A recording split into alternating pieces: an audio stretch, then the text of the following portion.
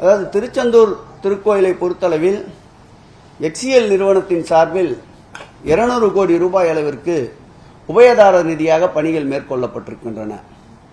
இந்து சமய அறநிலையத்துறையின் சார்பில் சுமார் 100 கோடி ரூபாய் அளவிற்கு பணிகள் தொடங்கப்பட்டு விட்டன.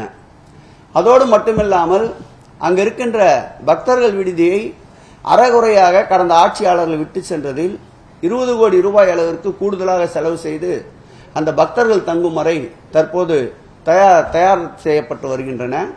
கடல் அரிப்பினால் அவ்வப்போது கடலில் ஏற்படுற சீற்றங்களை தொடர்ந்து தடுப்பதற்கும் பக்தர்கள் கடலில் கால் நினைப்பதற்கும் உதவியாக இருப்பதற்காக 20 கோடி ரூபாய் செலவில் கடற்கரை ஓரமாக கற்களை கொட்டுகின்ற பணியும் தற்போது மேற்கொள்ளப்பட இருக்கின்றன.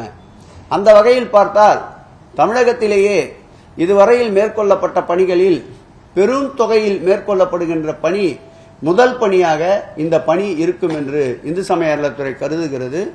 2025ஆம் ஆண்டு டிசம்பர் மாதத்திற்குள் இந்த பணிகளை நிறைவு செய்வதற்கு துரிதமாக முடுக்கிவிடப்பட்டிருக்கின்றது. தொடர்ந்து அந்த திருக்கோயிலுடைய அறங்காவலர் குழு தலைவர் அருள்முருகன் அவர்கள், திருக்கோயில் இணை ஆணையாளர் கார்த்திக் அவர்கள் தொடர்ந்து இந்த பணிகளை வேகப்படுத்துகின்ற முயற்சியில் ஈடுபட்டு வருகின்றார்கள்.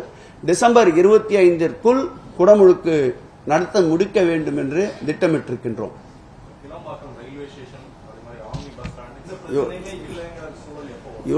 இப்பயும் எந்த பிரச்சனையும் இல்லைன்ற சூழ்நிலை தான் நிலவுது. அதெல்லாம் அதாவது சென்ட்ரல் ராஜீவ்காந்தி மருத்துவமனைக்கு சென்று பாருங்கள். பேருந்து நிலையத்திற்கு செல்லுகின்ற பயணிகள் எப்பொழுதும் நிழற்குடையிலே இருப்பார்கள். நிச்சயமாக கிளாம்பாக்கம் பேருந்து நிலையத்தை வரையில் ஒரு சில அரசியல் கட்சிகள் அதை ஊதி பெரிதாக்க நினைக்கின்றன.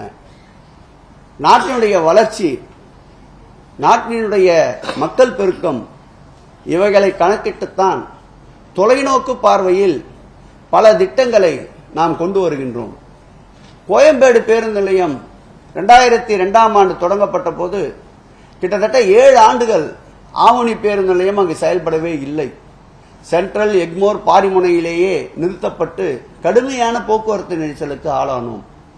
இன்றைக்கு கோயம்பேடு பேருந்து நிலையம் அங்கு மாற்றப்பட்ட பிறகு கோயம்பேடு பேருந்து நிலையமும் தற்போது கடுமையான போக்குவரத்து நெரிசலுக்கு ஆளாகி இருக்கின்றது.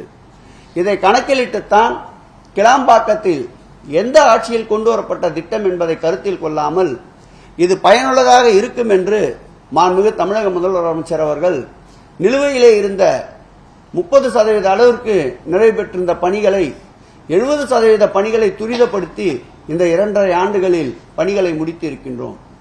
அந்த பணிகளை வடிவமைக்கின்ற பொழுது 2013ஆம் ஆண்டு அறிவிக்கப்பட்ட கிளாம்பாக்கம் பேருந்து நிலையம் தேவையான கட்டமைப்புகளை உருவாக்குவதற்கு அன்றைய தினம் தவறிவிட்டார்கள். அதற்குண்டான கட்டமைப்புகளை படிப்படியாக உருவாக்கி கொண்டிருக்கின்றோம்.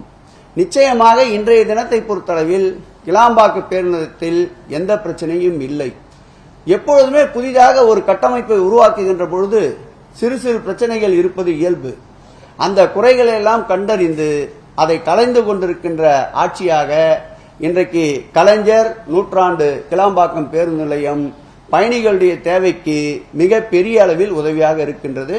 மேலும் இருக்கின்ற அடிப்படை தேவைகளை நிச்சயமாக இந்த அரசு படிப்படியாக நிறைவேற்றும். செய்திகளை உடனுக்குடனும் துல்லியமாகவும் தெரிந்து கொள்ள சப்ஸ்கிரைப் பண்ணுங்க.